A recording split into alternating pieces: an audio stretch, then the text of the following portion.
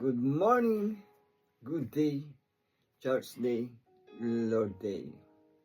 I'm Brother Cesar Capistrano. Muli na naman pong mag-share sa inyo ng Word of God.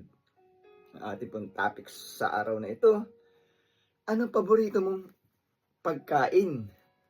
Ano ito? Sa Biblia, ating pong aalamin yan.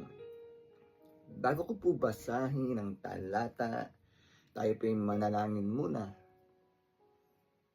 Diyos amang nasa langit, makapangyarihan sa lahat, sambahin ang ngalan mo. Diyos Ama, maraming salamat po sa gabay, biyaya na pinagkakalob niyo sa amin sa bawat isa sa amin. Di po kami magsasawang magpasalamat. Sa muli na naman pong pagdilat ng aming mga mata, ay napakalaking biyaya po ito para sa amin. Muli na naman po namin magagampanan ang aming tungkulin para sa aming sarili, pamilya, trabaho, at kaawaan niyo po kami, Diyos Ama, kung kami po ay nagkukulang sa inyo. Papasukin niyo po sa amin ang iyong presensya upang sa ganun po ilubos namin maunawaan, maintindihan ang inyong salita ng buhay at makapangyarihan. Sa pangalan ng Panginoong Yesus. Amen. Brother and sister, magandang araw na naman po ng linggo. Ang ating topic, ano ang paborito mong pagkain? Akin na pong babasahin ang talata ay nasa Mateo chapter 4 verse 4. Verse 4. Ngunit sumagot si Jesus, nasusulat, hindi lamang sa tinapay nabubuhay ang tao, kundi sa bawat salitang namumutawi sa bibig ng Diyos. Amen, brother and sister. Napakaganda po ng ating nabasa mula sa Biblia. Hindi lang sa tinapay nabubuhay ang tao, kundi sa namumutawi o lumalabas sa bibig ng ating Diyos amang nasa langit, lumalabas sa bibig ng naglikha sa atin, brother and sister. Ito po ay aral ng ating Panginoong Jesucristo na ibinahagi naman po ni Apostol Mateo.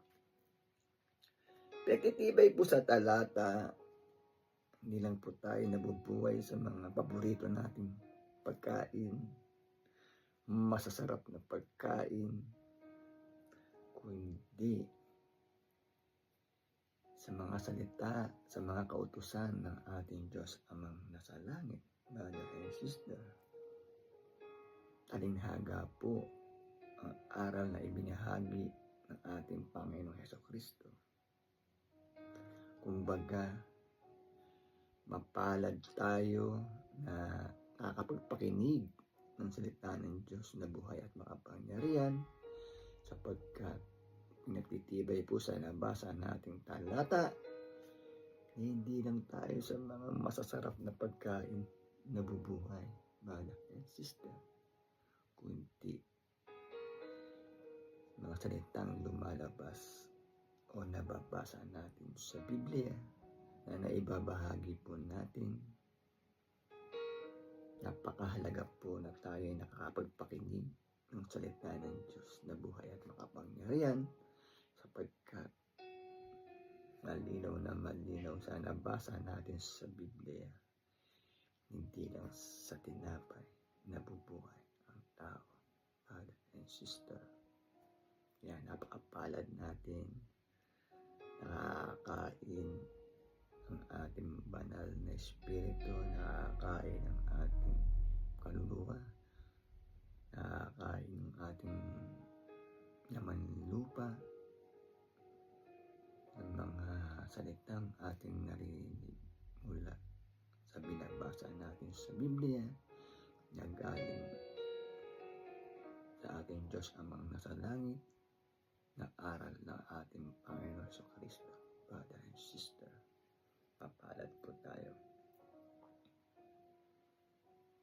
Kaya po sana ay huwag po tayong makinig every Sunday na aking pong ibinabahagi na salita ng Diyos na buhay at makapangyarihan upang sa ganun po ay magkaroon tayo ng gabay, control, kaalaman dito sa sanlibutan, brother and sister.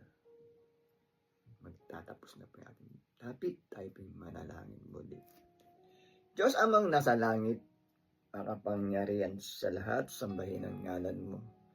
Maraming salamat po, nakapagpakinig na naman po kami ng iyong salita na buhay at makapangyarihan na nagbibigay lakas po sa aming katawan at spiritual. Maraming salamat po sa pangalan ng Panginoong Yesus. Amen. Brother and sister, lagi po tayong mag-iingat at magdadasal. God bless to all.